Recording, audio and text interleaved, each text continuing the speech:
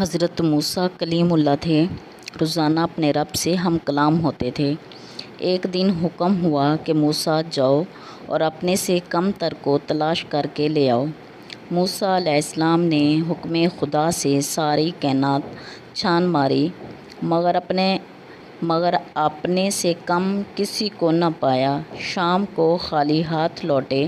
اللہ پاک نے فرمایا، اے موسیٰ، اگر آپ ایک بکری کے بچے کو ہی لے آتے تو ہم آپ کو نبوت سے محروم کر دیتے۔ کسی کو اپنے سے حقیر نہ سمجھو، کیونکہ اللہ نے ہر کسی میں کوئی نہ کوئی خوبی ضرور رکھی ہے۔ سبحان اللہ۔